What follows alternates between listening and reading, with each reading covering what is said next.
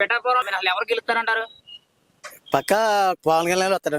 ఎందుకని పవన్ కళ్యాణ్ ఛాన్స్ ఇస్తానంటారు? ఏంటో మరి ఎప్పుడు నుంచో ముందు టర్న్ లో వేయాల పవన్ కళ్యాణ్ గారు ఈ టర్న్ లో బాగా వచ్చారు. ఆయనకి ఎత్తా ఉన్నాం ఇటు. ఖచ్చితంగా ఆయనకి వేస్తానంటారు. ఓకే పిఠాపురం అంతే పవన్ కళ్యాణ్ కి. మరి 5 ఏళ్ల అభివృద్ధి ఎలా ఉందంటారు? మరి పెన్నెం దొరబాబు గారు ఎమ్మెల్యేగా చేశారు, ఎంపీ పెన్నెం దొరబాబు గారు అబ్బాయి గారు ఒకసారి కూడా కనిపించలేదండి. 5 ఏళ్ళు పనులు కూడా అభివృద్ధి రావలేదండి. జయస్ అందుబాటులో ఉంటారు ప్రజలకైనా.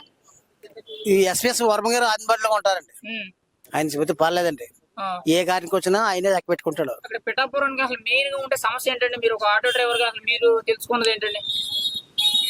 సమస్యలు చాలా ఉన్నాయని అంటారు చాలా మంది. మీరైతే ఏం చూసారండి? మెయిన్ గా సమస్య ఏంటి? ఎప్పుడు నిండు ఉన్న సమస్య రోడ్లు, రవాణాకి అసలు రోడ్లు బాగాలేదు. అసలు పిఠాపురం మెయిన్ గా ఉండే సమస్య ఏంటంటారు? డ్రైనేజీలు, రూట్లు, డ్రైనేజీలు, రోడ్లు అని అంటారు. ఎక్కడికక్కడ గుంటలు కూడా పడిపోయి ఈ 5 ఏళ్ళు రోడ్లు ఎక్కడ ఏమీ చేయలేదండి. ఎక్కడ ప్యాచ్ వర్క్ కూడా చేయలేదు. ప్యాచ్ వర్క్ కూడా చేయలేదు.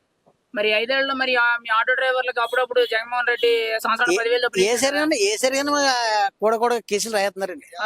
అంటే అక్కడ 10,000 ముందు సంవత్సరం రాలేదు.